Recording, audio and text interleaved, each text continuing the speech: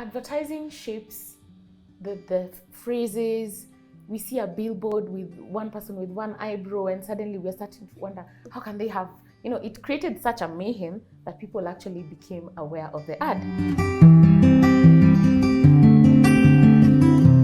Welcome to Just Angie. Today is Mwangi Monday. We're discussing issues to do with how content shapes society.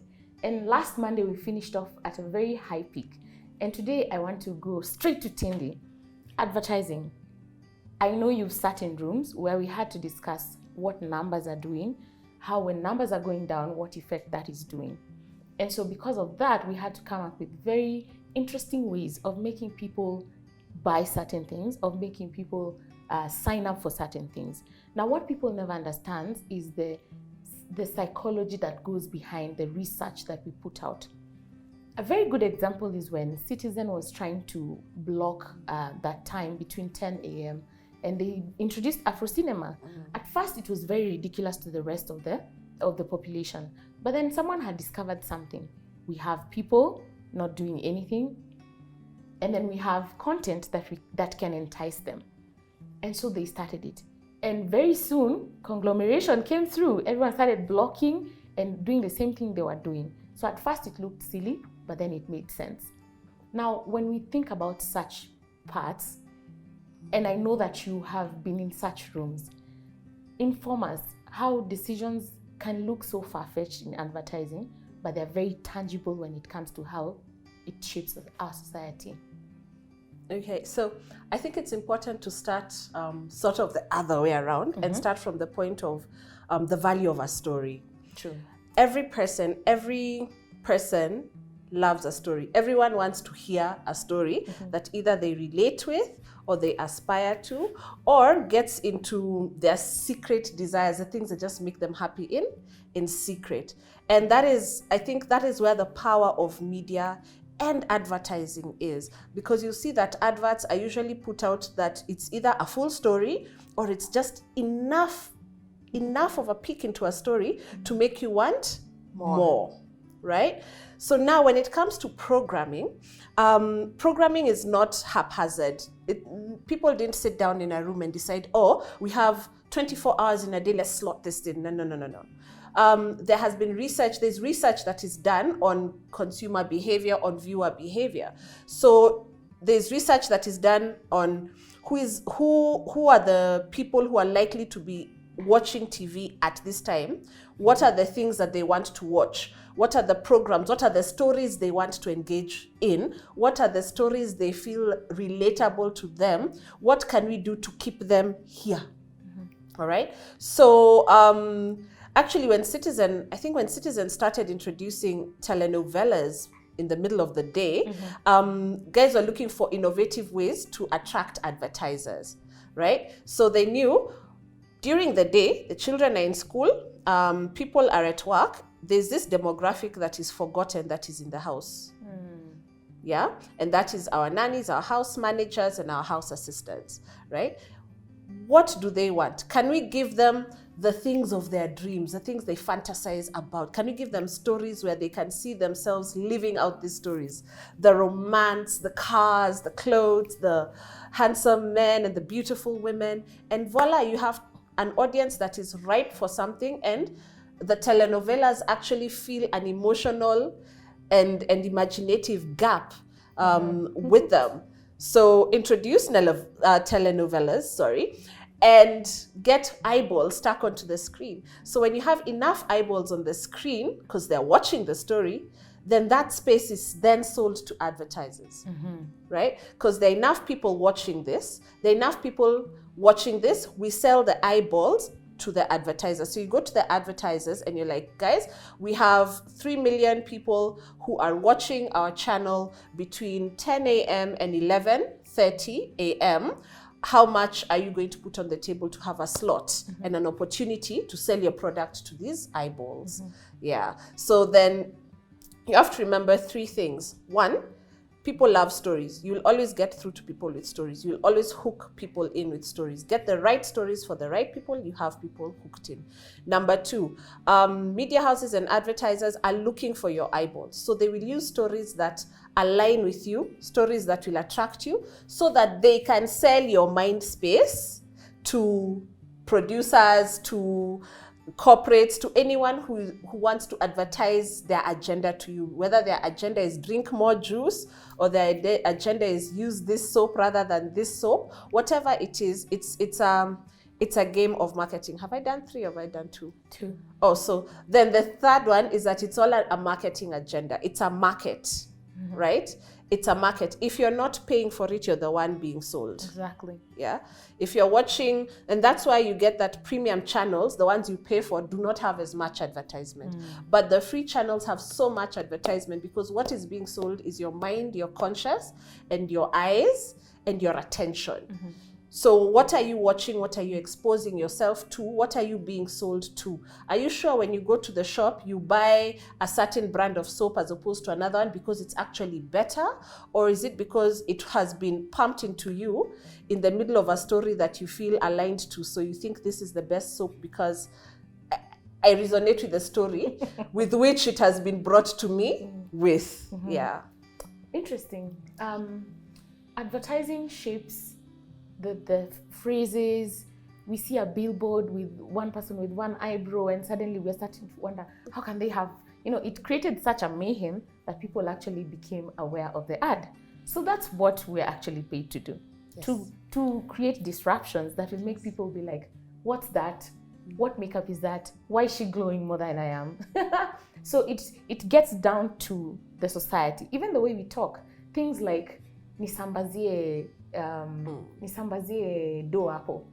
Sambaza was something that Safaricom started to push airtime, but it's become such enculturated in us that we talk about it in other forms that are not even airtime.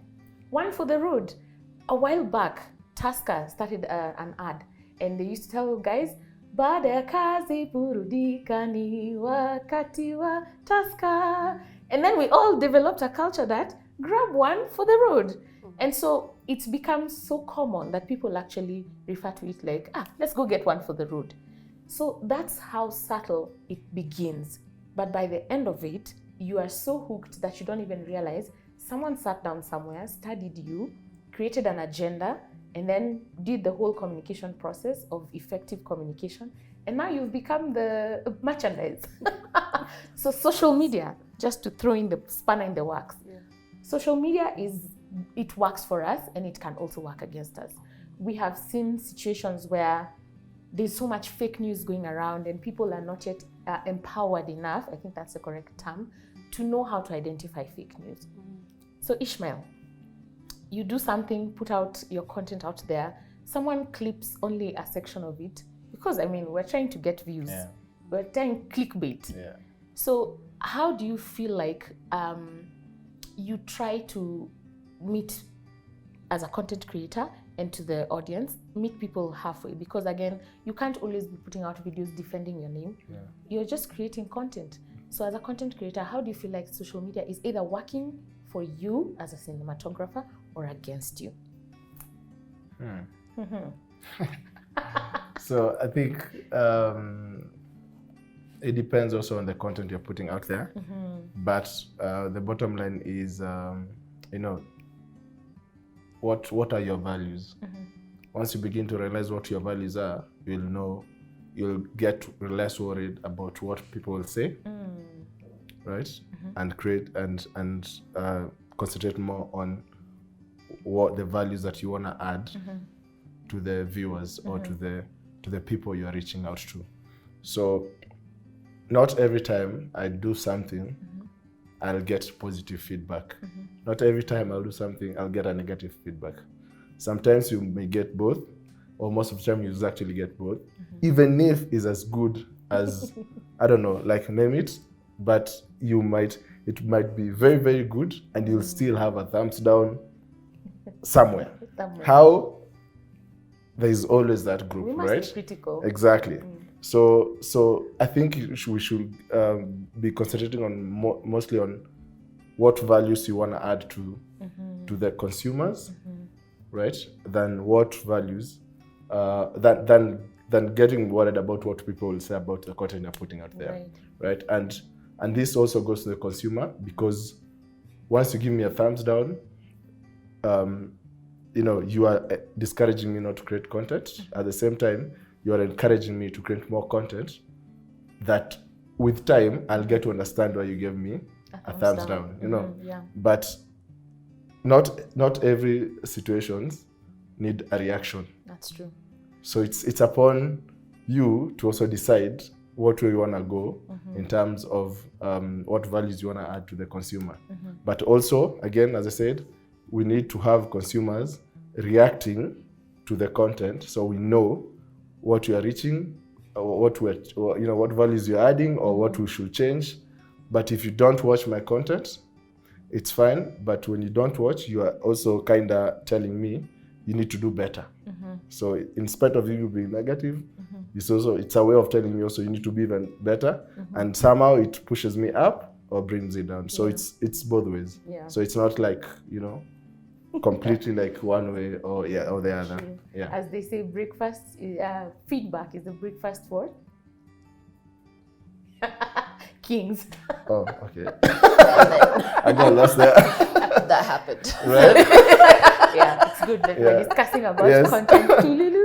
So Tindi, as we bring it down to a close, you're very passionate about audio, podcasts, radio, and stories must be told in different capacities, because it's time for Africa to start telling our own stories from our own context. I know you can go for a day, but in like a minute, just help us to understand. The future is bright in terms of the access that has come through digital platforms. Podcasting, what do you see as the future? What I love about the space that we are in as the world with digital platforms, including social media, is that everyone is always talking. Everyone has a story, and the story is out there. So from a consumer perspective or from an audience perspective, there are so many stories available, and you can literally travel the world on your phone. True. And then now we put podcasts, which I think allow you to go in depth without stressing too many of your senses, right? So you've got this social media place that is full of all sorts of stories. So you choose where you're going to engage, what adventure you want to set yourself out for, and you go for it. And then there's the opportunity that really podcasts and even spaces like YouTube's and the videos, where now people can choose to take you in depth. Right? So if you wanted to learn about the art of cooking, the science of cooking, but then I learned that salt actually makes sugar sweeter. I learned that on a podcast. True. Okay? We're talking about food, your senses, all right? And the science of the food on a podcast. Because you'd think someone would want to see that, right? But imagine then how much more potent it is when you hear it. So you have to imagine it and create a reality that makes sense to you out of the information that is coming into your ears. That is so much power.